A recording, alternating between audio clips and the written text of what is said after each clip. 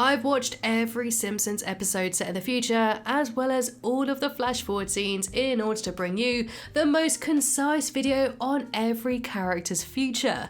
You president, me, pot CEO and owner of 3 NBA teams? So I'm going to break down who marries who, how many kids everyone has, who becomes a cyborg or a clone, who moves to Mars, and how they all eventually die. And we've got over 65 characters to talk about, so let's begin.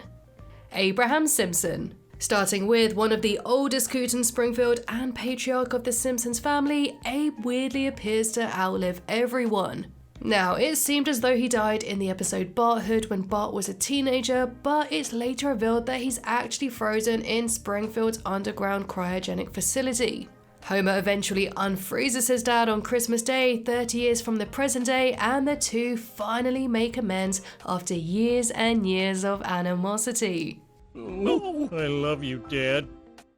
Ah, Agnes Skinner. Seymour's overbearing mother is likened to Norman Bates' uncomfortable relationship with his mother in Psycho. There's Mother now, watching me. So it's unsurprising that Skinner still keeps Agnes' skeleton and takes her out to dinner. Talk about mummy issues. I think Edna really did the right thing by leaving that mama's boy at the altar. Sorry, Skinner. Apu Nahasa Pima Petalon.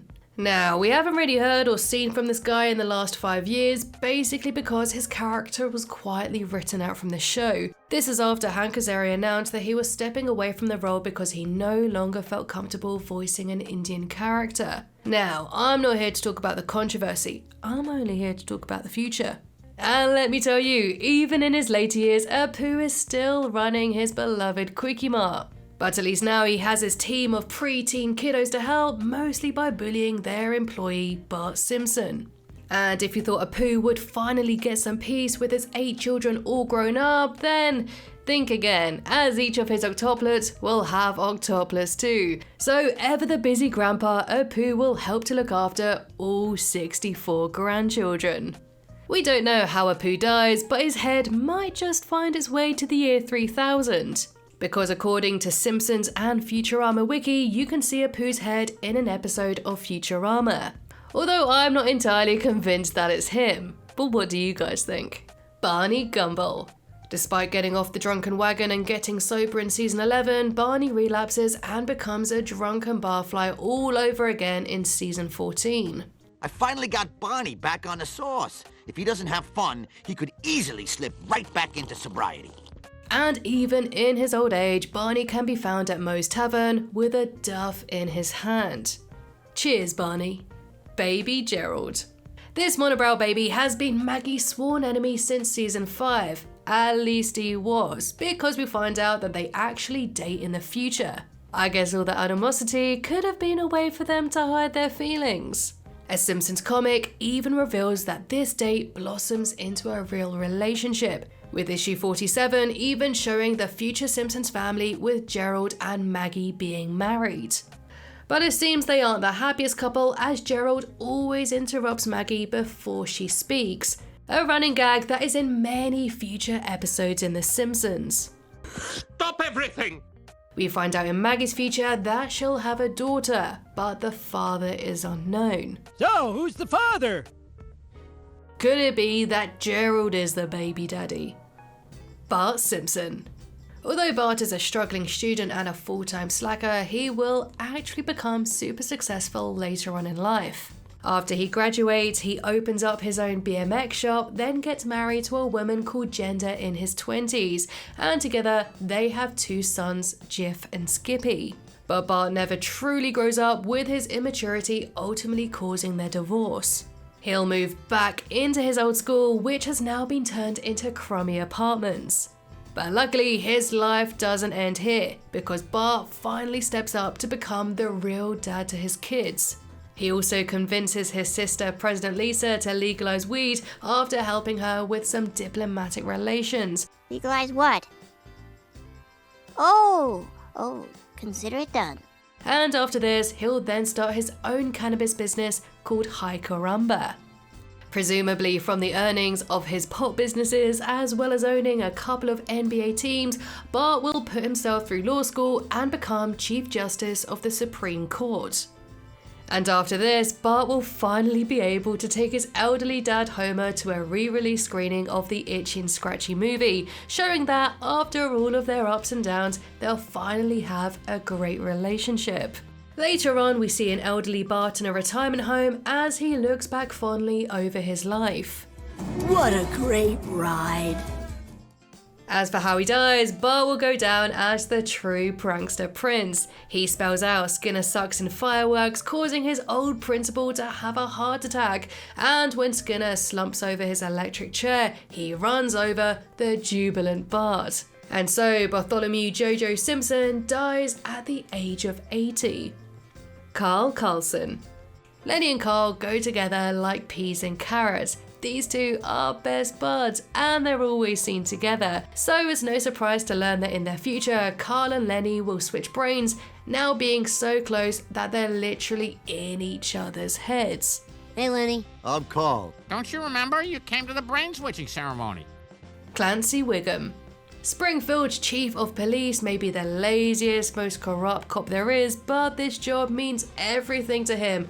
It's all he knows, and he doesn't know very much. Oh, for gosh, can't you people solve these problems yourselves? So it's no surprise that he'll still be the law in Springfield in the future. In fact, he even gets a fancy tech upgrade and becomes RoboCop. Wiggum will later on somehow get his old body back and gain a massive amount of weight. It must have been all of those Lard Lad donuts. But when he's 62, he'll shoot down Homer in the streets when he mistakenly thinks he's robbed a bank, but it turns out it's only a food bank. Wiggum then eats Homer's sandwich, which chokes him to death, but at least he'll go out doing the one thing he really, really loves. Eating, if you couldn't guess. Cletus Spuckler. Although he may look like a simple redneck, don't let his appearance deceive you, because this hillbilly will somehow become the freaking Vice President of the United States. You want me to attend the funeral of the Sultan of Brunei? Comic book guy. So far, we haven't really seen a great deal of what Jeffrey Albertson is like in the future, as he's been strangely absent from the flash forward episodes. But in the most recent seasons, he got married to Kamiko, and the last we saw of them was when they were talking about kids. So expect some very sarcastic comic book babies on the way very soon. The Crazy Cat Lady. Poor Eleanor. Once a respected doctor and lawyer, the pressures of the job took a massive toll on her mental health. Her condition soon deteriorated to the point where she became the Crazy Cat Lady. Can anyone who loves animals that much really be crazy? She did at one point get better and return to her former self, only to relapse very quickly afterwards. And all we really know about her future is that she is also frozen in Springfield's cryogenic facility. Disco Stew. This party boy was briefly married to Selma Bouvier and happened to be one of the only husbands that Marge actually liked. The only husband of Selma's I liked was Disco Stew. He was so upbeat. But the party had to end sometime, as 30 years from the present day, Stu will undergo an operation to rid himself of his disco obsession. It's a whole new day for nothing stew. Dolph Starbeam. Dolph is of course one of the main bullies at Springfield Elementary, along with Jimbo and Kearney, and you'd have thought that they'd grow out of robbing people of their lunch money, but no. Because 30 years into the future, the bullies will continue to pick on poor Milhouse. But this time, the dud is a fearless zombie who uses Wiggum to knock the thugs down, and then proceeds to eat their brains. So it's true what they say, crime doesn't pay. Dr. Julius Hibbert. This giggling chief of surgery will continue being the Simpsons' primary doctor for many years to come. He helped deliver Maggie into the world, and he'll also go on to deliver her very own baby too. When Dr. Hibbert retires, he'll spend his twilight years watching his old CCTV tapes and finally catches the nurse who was stealing his sponges. She was stealing sponges. I knew it. Duffman. Did you know that there isn't just one Duff Man? In fact, several actors have donned the red and blue spandex over the years, many of whom have met a tragic end. Duffman can never die. Only the actors who play him. Oh yeah! The most current Duff Man who we know today has a daughter who he was estranged to for many years, but just recently reconciled with her in the latest season. But being a beer mascot is the only life Duff Man knows and has, still promoting the brand well into old age. Edna Krabappel. Oh, Edna, this one's gonna break my heart. Sadly, Marsha Wallace passed away in 2013, 1 week before her 71st birthday, and as a sign of respect for the late and great actress, Edna's character was retired from the show, and her character died quietly off screen. And although she's gone, Marsha and Edna leave behind a great legacy. Sure do miss that laugh. I miss her too. But future episodes have shown that she's alive and well, even appearing at Lisa's wedding, so I choose to believe that the character of Edna will be alive and happy in the future. Fat Tony. Now we've come to my absolute favourite character in the show, the Don Marion Anthony D'Amico, aka Fat Tony. After countless run-ins with Homer, the two would finally become friends in the episode Donny Fatso. But with a guy like Homer, you can't keep him too close. He may just end up killing ya. And unfortunately, that's exactly what happened, as the mafia boss died of a heart attack when he learned that Homer was in fact an FBI informant. And so he was replaced by his cousin Fit Tony, who then transitioned into Fit Fat Tony after eating too much Italian food. And I have to say that I hate this storyline. But anyway, let's move on. Gary Chalmers. By the time of Bart and Lisa's graduation, the Super Nintendo Chalmers will have suffered a stim attack, whatever that is. But fast forward another 10 years and Chalmers is cured and healthy again, even healthy enough to run against Lisa for the state school superintendent job. But after some backwards and sexist remarks, he will step down. I concede. Congratulations. So either because of the humiliation of losing or because his illness has come back, Chalmers will also be cryogenically frozen underground. Gil Gunderson. Poor old Gil. He is perhaps the other most tragic character in The Simpsons. He can never seem to catch a break or even hold a job down. You're fired! Perhaps that is why he will also freeze himself at the same facility as Grandpa and Superintendent Chalmers. Let's just hope that when he's defrosted, the future will look a little bit brighter for Gil, and he'll finally be able to get a stable job. Groundskeeper Willie.